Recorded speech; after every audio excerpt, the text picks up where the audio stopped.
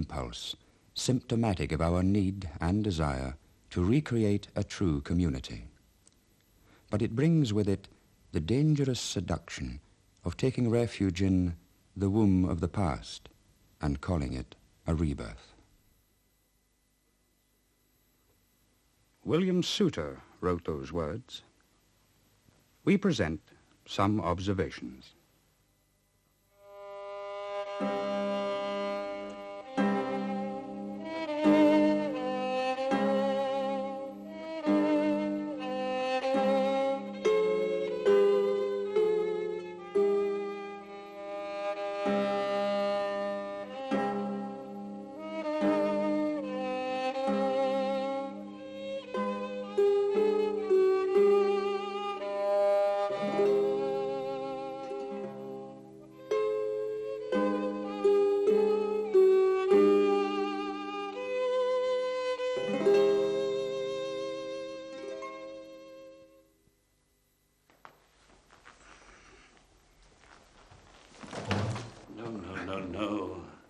Let's not rush it, Mr. Suter.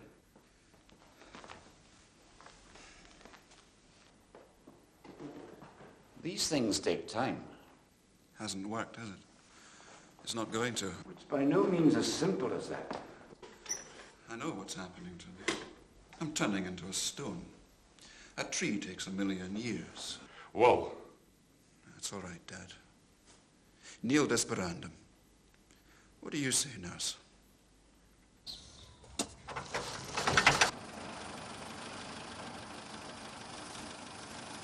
A fine machine you've got here, Mr. Suter. Ah, well, it goes. So does your son mind. A long way yet. All as God's will. Something like that. Something like sheer medical ignorance, too. Well, next time you're in Edinburgh. Aye.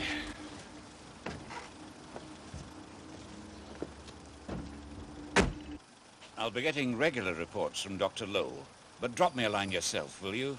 It doesn't have to be in verse. It might be at that, though. Thanks, Mr. Fraser. Thanks for doing your best.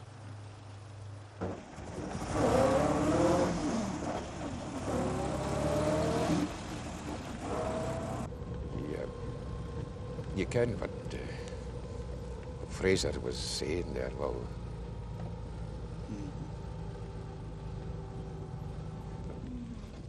Well, what I'm trying to say is... I'll do everything in my power. You'll want for Nathan. Aye, Dad.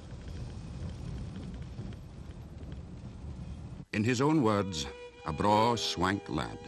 That was William Suter. Or it had been. Born April 28, 1898, in the town of Perth in Scotland, he grew up there and by the age of 18 was one of the strongest, fastest, brainiest at school, writing poetry and in love. That was 1916. His country needed him and he joined the Navy. Towards the end of the war, he began to be severely troubled by a stiff back. Rheumatism was diagnosed. He came out of the Navy in 1919 and went to university in Edinburgh, where he read English, wrote poetry on remarkable derivative stuff, and provoked from his professor, Herbert Grierson, the remark that the course was not designed for geniuses, journalists, or poets. And his back got stiffer and stiffer, still diagnosed as rheumatism until 1924, when the condition was traced back to a bout of food poisoning contracted during his naval years. Too late. His spine was infected. He was suffering from progressive concretion of the vertebrae. Through the rest of the 20s, Suter was a semi-invalid. In 1930, he went back to bed in his parents' house in Perth and never got out of it again. He was 32.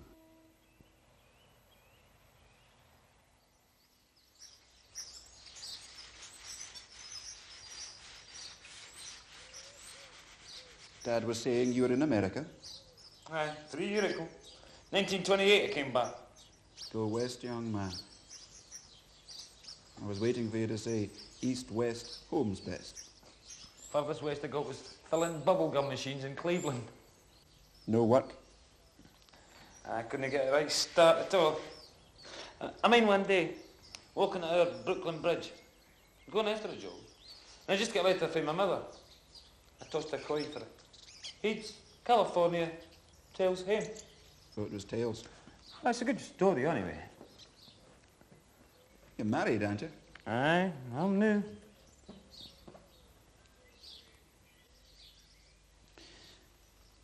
Do you ever think, California, Hollywood and orange groves, the sun, the Pacific Ocean, do you never wish it had been heads? Is that your wee lassie out there? Oh, that's Evelyn. My parents adopted her. Aye. Call her in, will you? Hey, lassie, you want it?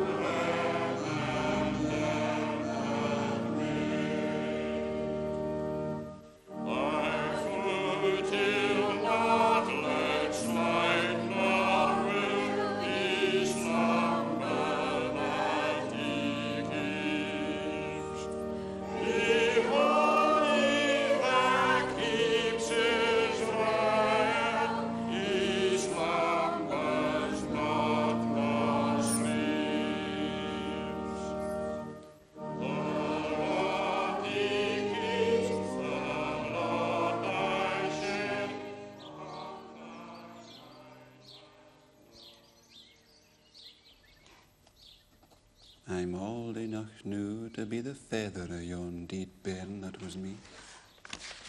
It was the sext o' the wild rose that minded me odd.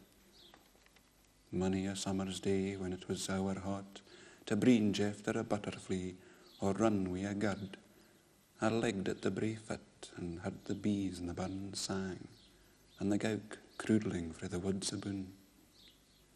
And as I gaed hame, I'd put the sma' wild roses and fling them awa or lang. They were deed sae soon. Mrs. Suter. Mr. Suter. Both well, I trust? Ah, never better. And yourself, Minister. And Evelyn. How's the poet keeping? Oh, here's a book coming out. He's got with the Cry of the Galleys. A slim volume. Oh, you must be very proud. Ah, we'll see him, no.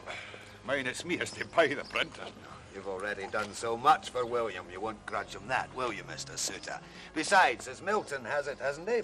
Fame is no plant that grows on mortal soil.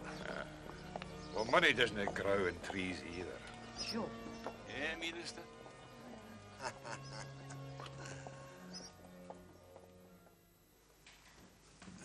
Hey, they know which use, but they know exactly what's a 4x2. There they youngsters.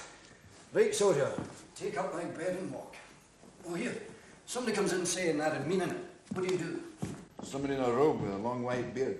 I jump over the moon. It's a bit of south. Oh, come on, Dad. Must say a necessity. You ken what it really means, that story. I ken what it doesn't mean. Good old Pops. Ah, come on, I'll leave you to your highfalutins. I'll get the door to you, Mr. Suter.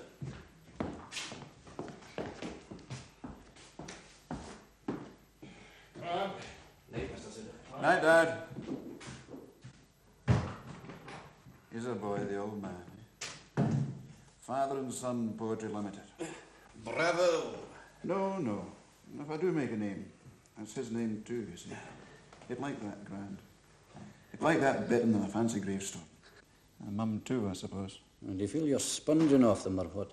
Oh, in a way. I can't help it. I'm lucky to have them, all things considered. I'm lucky to have you too, Jim. Forget religion.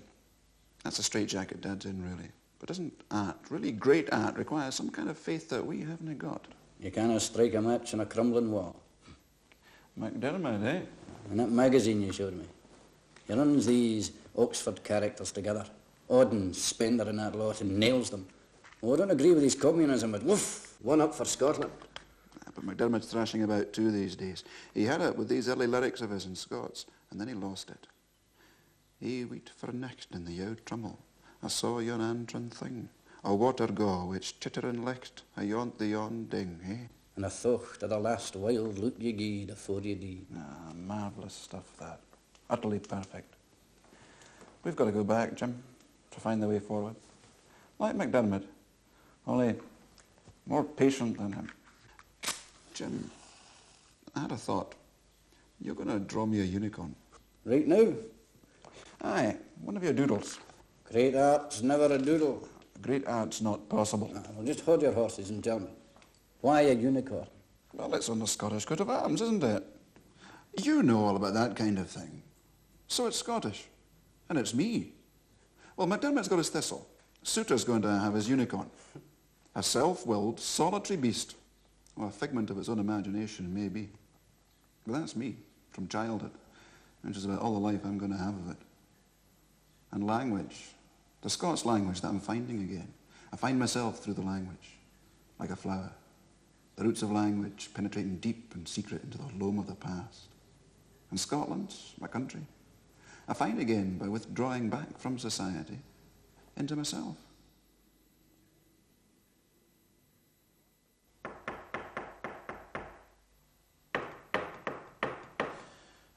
Come in. Morning, Willie. Oh, morning, Gerry. Here, help me up, will you? That was nice, that. What? You calling me Willie, you don't usually, you know. I didn't mean to be so forward. No, I like it. Must be the spring.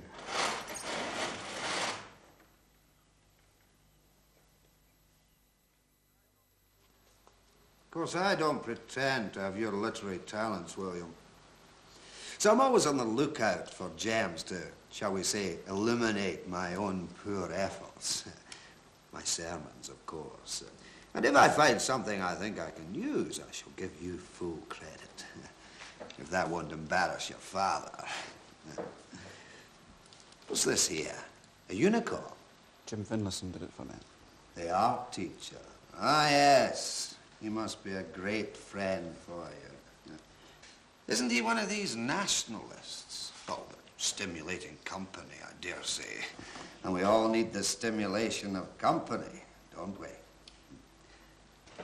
That's the thing about Perth, isn't it? I mean, it's just the right size. Large enough so that everyone has plenty of friends and small enough to avoid the problems of the big city. Meaning? Oh, the whole range. Unemployment, malnutrition, bad housing. But these things are symptomatic rather than causative, aren't they, when you really analyze them? We've lost our faith, you see. Faith in ourselves, in our nation, in our leaders. No, I can be realistic about it. We've lost our religious faith as well.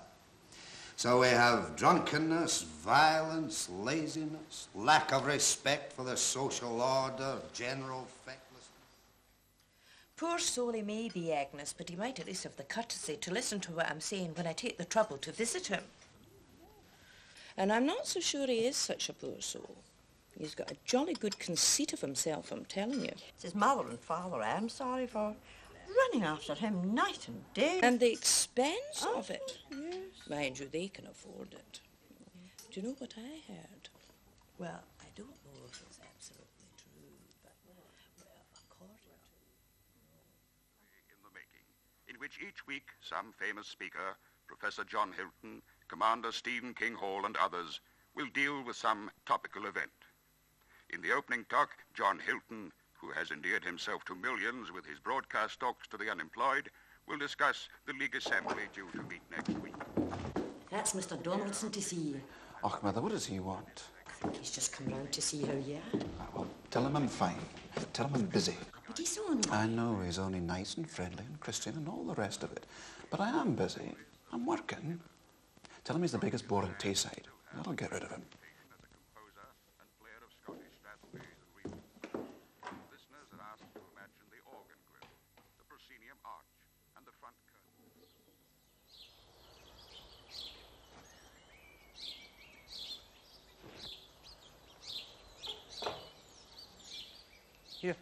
You see the paper? Ravi Burns is coming up in the world. Well, he's included him with the boss's son in some new book or something. Do you read poetry, Eddie? No, me. Good to see him getting on, though. He's had bad luck, the boy. Good, aye. It's funny to think that him and me are about ages.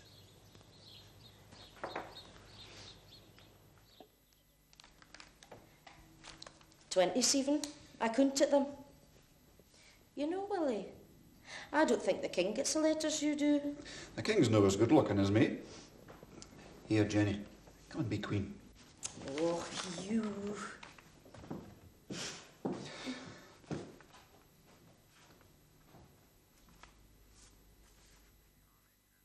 The talkers will be R.H.S. Crossman, who you will remember in the series Youth Looks Ahead, and Jochen Bannerman, a young German who has a very varied experience and has lately been engaged in running holiday work camps, where British and German young men of all classes have been meeting and learning something of each other's point of view.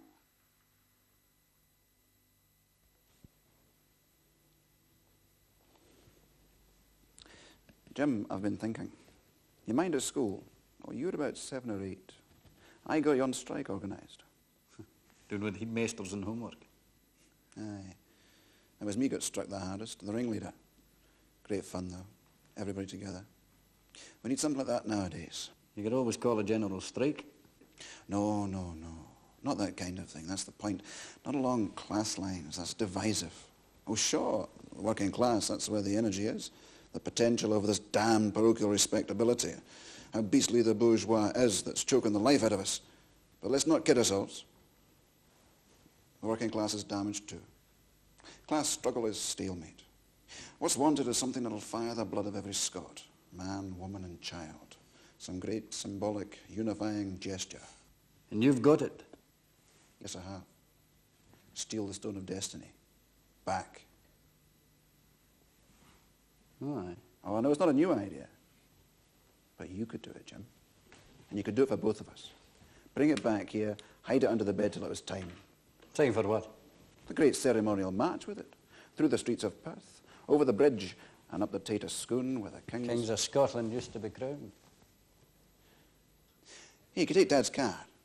Well, he'd lend it all right if I told him you needed it. To take some pictures down to sell in London.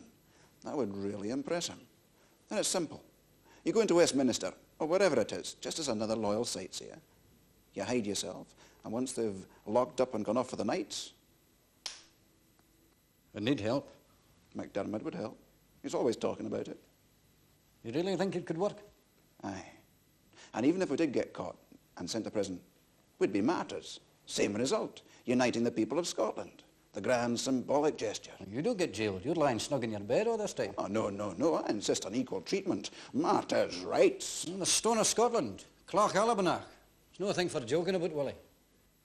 You daft gouk. I thought I'd never get you going.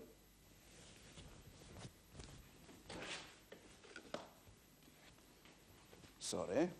Forget it. No, don't forget it. I can take getting my leg pulled, but just you remember there's folk ready to die for just exactly the kind of thing you're cracking jokes about. Yeah, on both sides too, Jim. And it's all called freedom. And what's that supposed to mean? Jim, this'll make it better. Between two worlds. That's how we are, eh? Wha would pu the rose of the sooth? Gin our white rose were in flower. Or he and all sang in his mouth. Gin our ain words could mak a newer.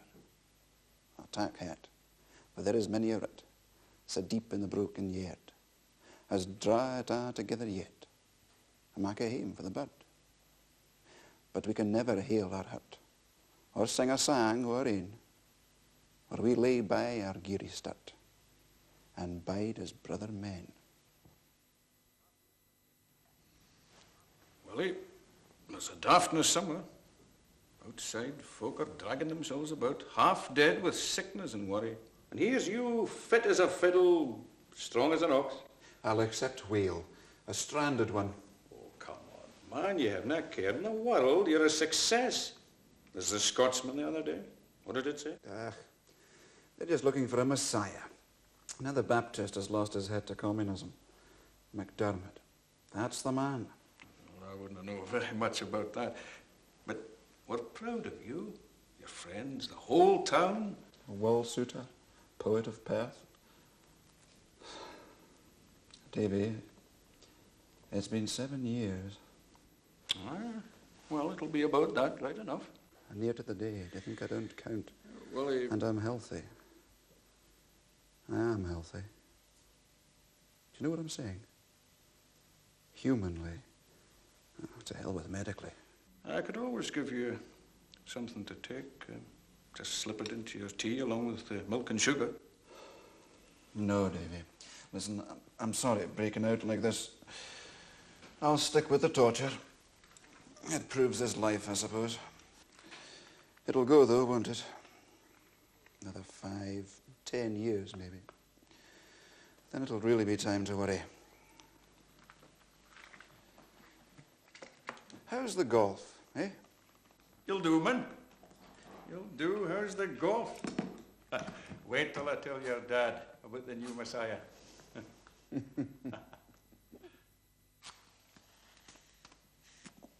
Well, Jack was watching his mate go about the stalls.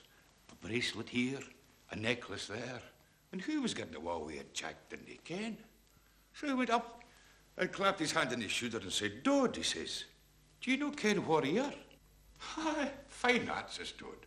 "Bethlehem." "Well," says Jack, gave him a bit of a straight look. "Do you know mine who was born here?" "Oh, Christ," says Dod, "I forgot about that." And he's wandering, putting the gear back just as quick as he's able.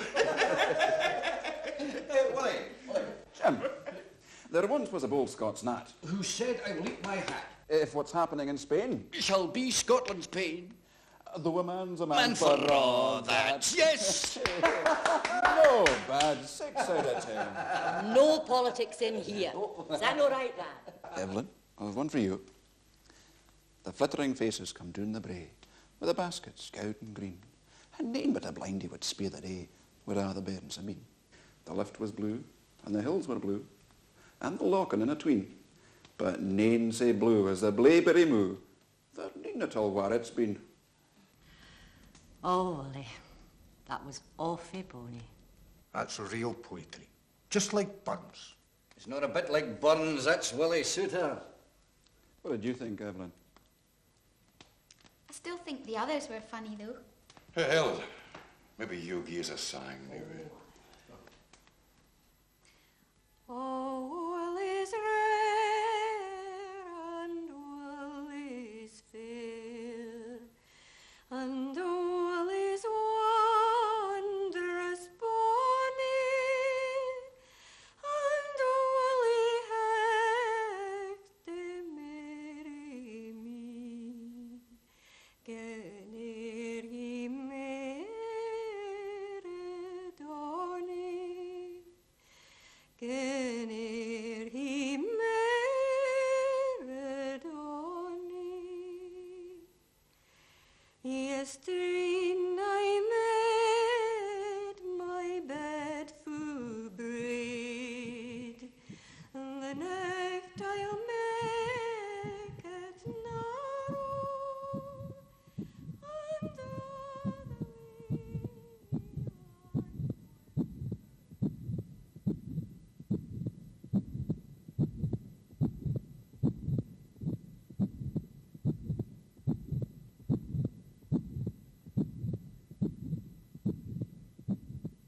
Oh, Lually, Lually comes again, and Lually she lay down. I kent her be her cana lips, and her breast sae sma and round. All through the next we spak nae word, nor send her bane frae bane. All through the next I heard her heart gang sounding wi' my ain. It was about the wakery four, when cocks began to craw, that she smouled softly through the murk afore the day would daw. Sae lually, lually cam she in, sae lually was she gane, and we had all my summer days like they had never been.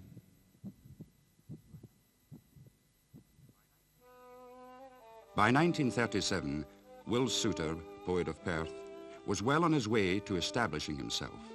Seeds in the Wind, a collection of children's poems or bairn rhymes dedicated to Evelyn, had been hailed as a minor classic. His poems, both in Scots and English, were appearing regularly in the literary magazines of the day. He was a name. Also, he had established a way of living a remarkably full life. He was regular, even meticulous in his habits. He had a certain amount of time each day allocated for his diary, for what he called his dream. Above all, he worked at his poetry. He did exercises in rhyme and metre. He translated or rendered poems into Scots. Poems by Pasternak, Essenen, Pushkin, even on one occasion by Enoch Powell. In a period of confused nationalist ferment, he took up the cause of a revitalized Scots literature like a crusader. He corresponded with and was visited by the other crusaders of the 30s.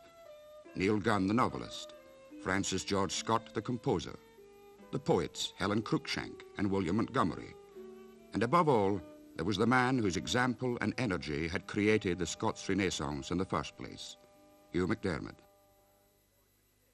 But on the steppe, barren and waste, a huge thousand-handed man moves in great circles, ever wider, girthing the earth, and in his path the dead steppe comes to life.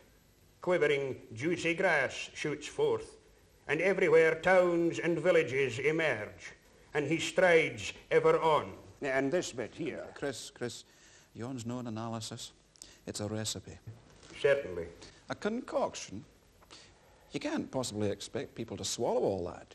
Certainly. It is the kind of poetry I want. It's a mess. Oh, in the literal, biblical sense. Correct. The birthright of the human intellect. A mess, a stew, a goulash, a potpourri. An ola podrida. Come on, then. What's the Eskimo, the Uzbek, the Serbo-Croatian? What's the Gallic? Irish stew. Now, this bit here. No, please, Chris. I couldn't take in any more. My God, it's a far cry from the lyric. We're not in a lyric situation anymore. Don't be ordinary, Suter. Other men's flowers and all that kind of comfortable prettiness. I am concerned in doing for literature what Lenin did for politics. Show the way forward. Clean, clear, and exact. Correct. That is a necessity of the historical period. You're a poser, Chris. With a purpose.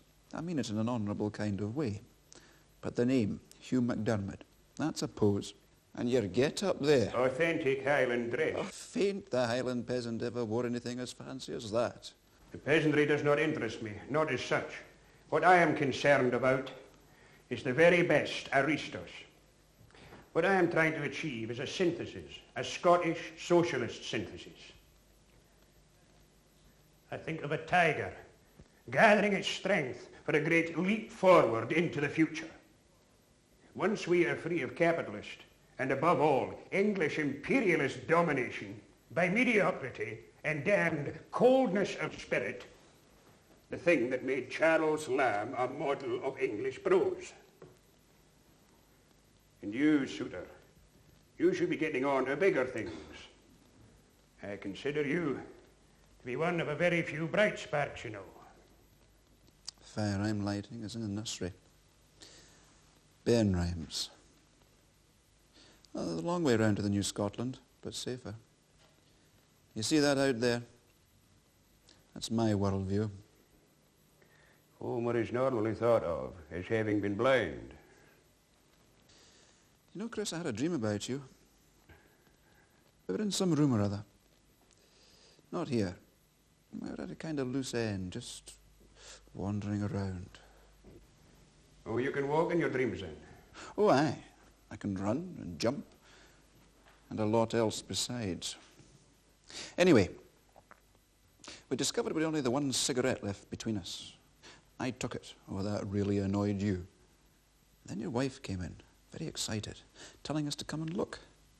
So we went through into another room, looked out the window, and there were two planes circling one another, firing off their guns. Valda said they were destroying all the flags and greenery. Go on, go on. Oh, that's it. But flags and greenery, nationality and nature, that's what was being destroyed. The two things that count most with me, I suppose. And it took a woman to see it. Not the female perception, call it what you like. While we men were going round in circles arguing about a cigarette. We're destructive too, you know, like the planes. Ultimately destructive the higher we fly. I will have nothing to do with your damned humanism or hide-bound morality. Aye, but No, it's all right, Suter. I know exactly what it is you want to come in with. A spark of humanity, sheer sentimentality. Have you ever looked in the eyes of a man that has been unemployed half his life? What do you see there? Endurance? Even that? A blankness. A human slum. A spark of humanity. It makes me laugh, whether I hear it from the pulpit, a harry lot of Scotchmen, or yourself, Suter. The whole rotten edifice has got to be kicked over. And if there are people going with it, then let us not weep any crocodile tears. And then you forged the new red Scotland in the fire of socialism, pure and strong as steel. Is that it? Quite poetic, that, certainly. Blethers, and you know it. You'll be lucky to get pig iron. Do I contradict myself? Very well, I contradict myself. Now wait. No, you wait. I've written something down here.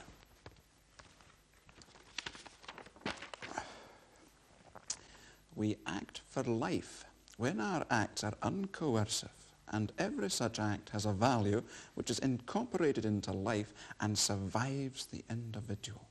Uncoercive, non-violent acts. That's the core of my position. Sounds uncommonly like Patience Strong to me. Aye, aye. I'll aye be where extremes meet. Hugh McDermott. But it's a man called Grieve I'm talking to, and he's an extreme poet called Hugh McDermott, and he lives in extreme poverty in the extreme north of Scotland, and he's extremely communist, so the nationalists have kicked him out of the party he helped them get started, but he's extremely nationalist, so the CP will have nothing to do with him. But what does he know about the ordinary? That's my parish. Now, Suter, you live in the middle of middle-class Perth, in the middle of Scotland. And you are in the middle between socialism and the status quo. Oh, why bother going on that? Aye, but your Marxist what position... What it amounts to is, you're a middling fair poet, caught up in one hell of an intellectual muddle. And you're no budging me either.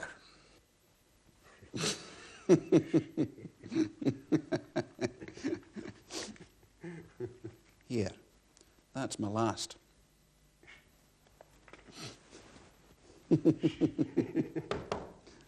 Dad, you've met Chris Grieve before. Hello. Mr. Grieve? The man that once put in his gravestone, he was a disgrace to the community. Ah? Well, it takes all sorts to make a world. Mrs. Suter was wondering if you're staying for your tea. Oh, yes, thank you, yes. Now, this is the line that I felt was important regarding what we were discussing earlier. Moving towards immortality by mortal roads. No nation that enslaves another can itself be free. There should be no need to remind you that it was Karl Marx himself said that. The freeing of Scotland should be a foremost plank in the programme of the English workers, in their own, no less than in Scotland's interests. Scottish separation is part of the process of England's imperial disintegration. And let us not confuse nationalism with the Scottish Nationalist Party. The communist and social democratic neglect of the Scottish cause up to now has been responsible for the long, confused and inefficient Scottish nationalist groping, and the extent to which the whole thing has played into fascist hands. British finance capitalism, forced back to its last line of defense, will cry, Britain over alles. Though, for the moment, socialism having neglected nationalism, Mosley does not hesitate to use it. In contradistinction The Red Scotland line is for a separate Scottish Socialist Republic. Our minimal demand is to have Scotland on the same footing as one of the autonomous republics of the USSR.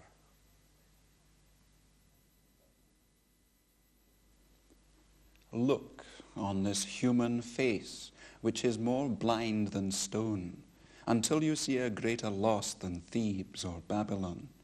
Stare on this nameless face until you comprehend the ruins of a heritage are here, and a world's end.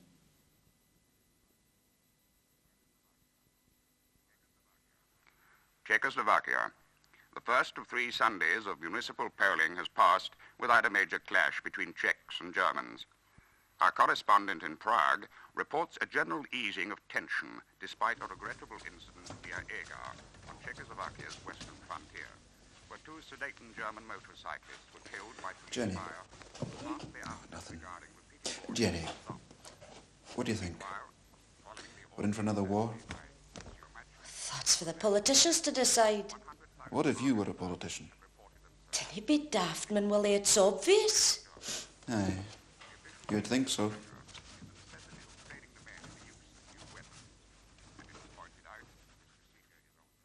Here's the licht of the moon to make a sillergoon, and the golden licht of the sun to make a pair of shoon. Gather the drops of dew to hang about your throat, and the web of the water go to work yourself a coat. And you will ride anywhere upon the back of the wind, and gang through the open door in the war at the world's end. Do you like it? It's for you. I think it's me who really means it forever. Can I go now? Aye, off you go, lass. That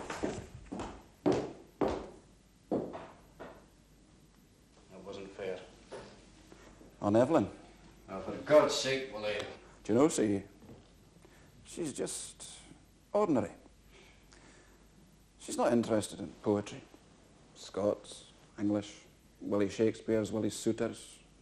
She wants to go off and play tennis. She's alive, pure and simple. She doesn't want to be bothered. Jim, I can't go with you in this business. So you fobbed me up with a nursery rhyme and a frightened girl? I state my pacifist position. You put on a wee show? Better that than a pick-party programme. You know my truth.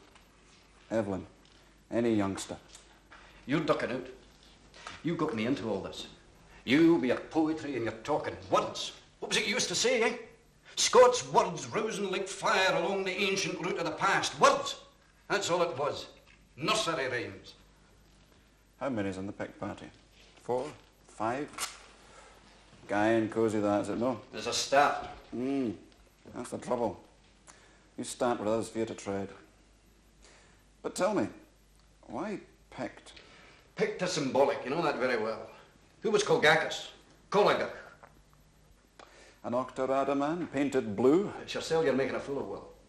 The Pictics general who halted the Romans. They make a desert and they call it peace. The classic definition of imperialism, that was Colgacus. Aye, but Tacitus wrote his lines for him. And after the Romans, it was the Irish, and the Saxons, and the Norse, and the Normans. That's the mishmash made Scotland. There is still such a thing as the ethnic identity, Willie, the distinctive human group. Otherwise, like your Marxists, it's totally mechanistic, or like you're being just now, bloody narcissistic. Let's see it again a minute.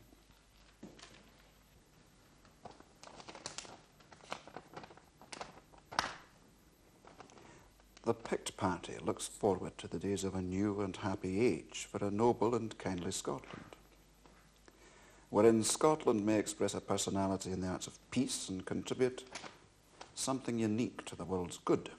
It shall not have a subtle and invisible. To preserve all these things and pass them unsullied to our children, Scotland will resist a military aggressor and all other aggressors with all the power and spirit at her command. Jim, it's hopeless. Spare me programs. Above all, military programs. There's no alternative. Action, or chasing your tail like the Nationalist Party. But you've been in Germany. You've seen what happens when programs are foisted on people. Or is Hitler a pick too? Aye, I've been in Germany. That's what terrifies me. The legitimate demands of the German people have been corrupted by two things. One, the same kind of imperialist Teutonic dream as England, and two, the stultification induced by the drug of socialism. Think Scottish. That is our motto. Think. Face the reality. Small nations must be prepared.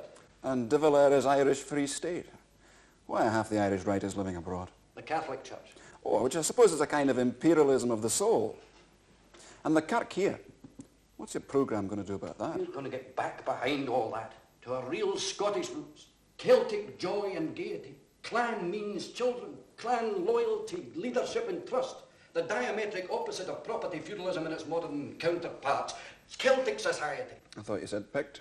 The Picts were Celts. Aye, and then Mayor Celts came along and wiped them out. Don't you see it's dangerous, Jim? Don't you see the dangers of racial hatred? I see the dangers of English uniformity well enough. Meanwhile, in Czechoslovakia, the Czechs and Slavs are thirsting after one another's blood. And in the name of another version of solidarity, the Germans are going to march in, liberate the Sudetendeutsch and take over the lot. And that is our opportunity.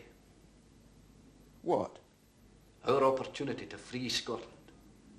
The Pict Party endorses the line adopted by the Scottish Nationalist Party at its conference last year. The 1707 Treaty of Union does not empower Westminster to mobilise the Scottish people for any English war. When Germany invades Czechoslovakia and England declares war in Germany, we mobilise in Scotland, and the price of our assisting England will be a cast-iron guarantee of independence. Otherwise... You're mad, Jim. I mean it. Mad. A free Scotland in our lifetime. Think of it, Willie. But at what price? I mean, what kind of horrors would that mean? What kind of Scotland would we be leaving to Evelyn's generation? Well, fielding of mud in your boots. But it's blood we're talking about. Listen, Jim. Things are not that far gone. They'll come right again of our own natural accord.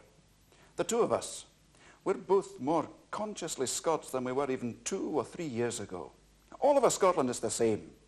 But you can't legislate for these things, let alone by physical violence. What's true will come. 40, 60, even 100 years. What does it matter? It'll come. Like a late spring. You know what you are, Willie Suter? A bloody sentimentalist. All the time, damn you. What else can I be lying here? Or don't ask for sympathy. I ask you to see the logic of my position. How can I ask any man to go out and fight for a free Scotland, or for the crusade against fascism, or for the Red Revolution, or any damn thing? Like, don't you see? We're all cripples. Unicorn. That's a symbol, all right.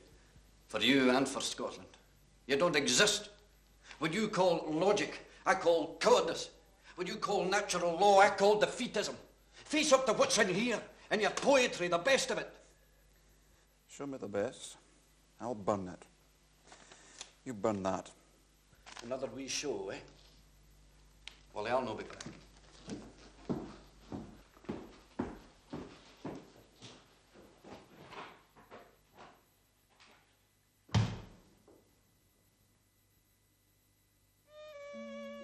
The estrangement between Suter and Finlayson was to last nearly 5 years, until 1943. For Suter, the break in a lifelong friendship was symptomatic of a world fast disintegrating into war again. The war itself brought him to a deepening sense of isolation. His pacifism excluding him from what he called the general passion. His physical condition, too, was declining. He became totally unable to move his head, and a mirror was installed to enable him to see his bedside visitors, largely restricted by the war to local friends. But for a second generation of Scots Renaissance poets, Suter was an important figure, and there were regular pilgrimages to Perth from among their ranks. Douglas Young, the poet and classicist who had gone to jail rather than fight in an English army, became a close friend. Tom Scott, George Bruce, and Alex Galloway were younger poets whom Suter encouraged. His own creativity was declining, he felt, particularly after a bout of pneumonia in 1942.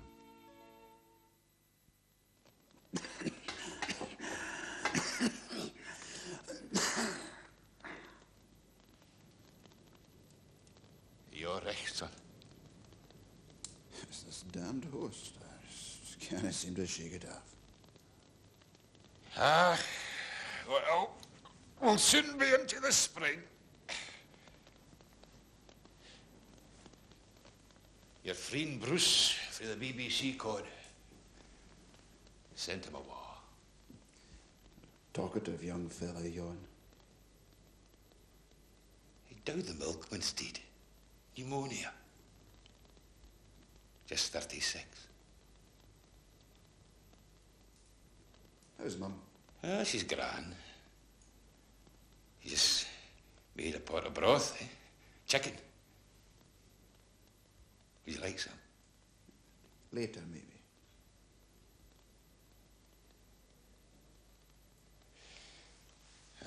Well, hello what?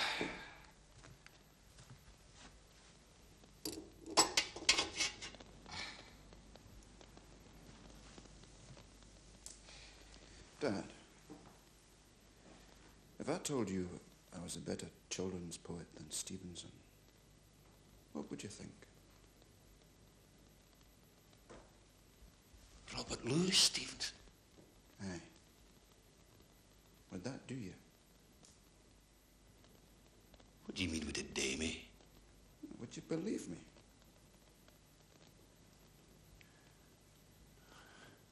I dinna read much. You ken that, son. You just have to take my word for it then. I am. Ah, well. Back to the bench, eh? That's the way. I'll leave you to it.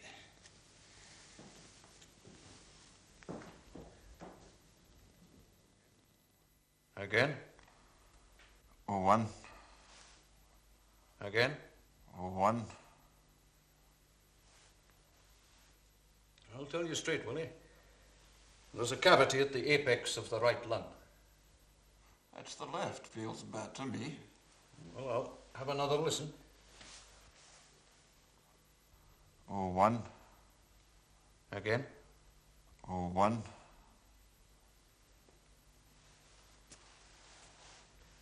You want to listen yourself? No.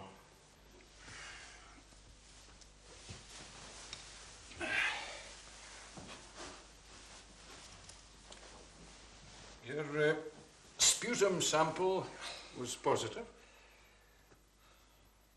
So we're all set for a melodrama. How long? I can't tell you. To a large extent, that's up to yourself. I'd say, well, you've as strong a grip on life as any man I know. Fresh air helps, as much as we can give you. Fresh air and sunshine. Mr. Suter, can we no knock a hole in the wall and put in a couple of windows? Why, surely. Well, that's no bother. And there's the summer house. Aye, that's almost entirely made of glass. Can we no shift you in there, Willie, for the time being at least? That's for growing to Paterson, Davy. Well, they do all right. That's the idea, man. No. I've o'er much to get finished for that kind of keepers.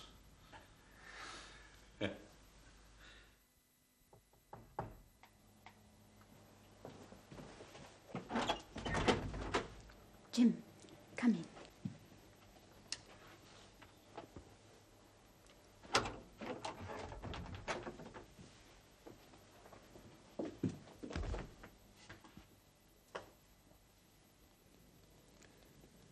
Read it out, Jim. No man outlives the grief of war, though he outlives its wreck. Upon the memory a scar through all his years will ache. Hopes will revive when horrors cease, and dreaming dread be stilled, and there shall dwell within his peace a sadness unannulled. Upon his world shall hang a sign which summer cannot hide, the permanence of the young men who are not by his side. I don't like it when I hear it read. It's good. It's flabby. I never could hit the mark in English. Been trying long enough. Too long to stop now. It's a funny thing. All my life I've been in a kind of halfway house. Between one thing and another.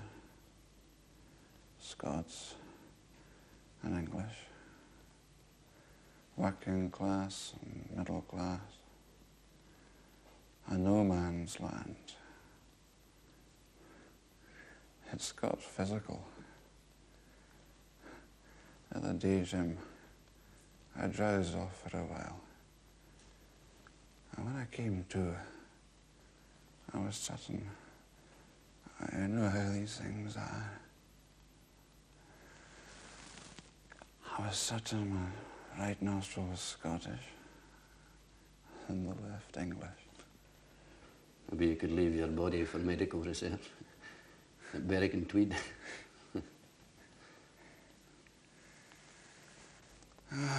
Free Scotland in our lifetime. Remember that vision of yours, Jim? The picked party? Nah, you shouldn't be bothering your head about politics. The war's put paid to all that anyway. Ah, it'll come again. And if I was there to see it, I'd wish not to be quite so comfortably placed. You can see better when you're not too comfortable. Do you mind what you used to say about the three essential relationships? Man and the past, man and woman, and man and the earth. All essential. It's that third one we've turned our backs on the most. Colour, smell, things that grow. The title of your new book says it, but the earth abideth. We hear, by the way, well, the review in the Glasgow Herald says that you're the greatest living Scottish poet. You won't agree with that, I know, but yeah. Willie.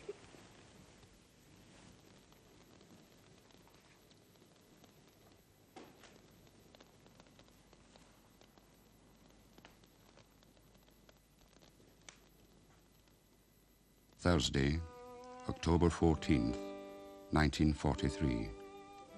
During spells of drowsiness, I find I am now many times they are prompted by the imagery that may be passing through my almost dreaming mind. I ask a question about it, as if the folks knew my thoughts.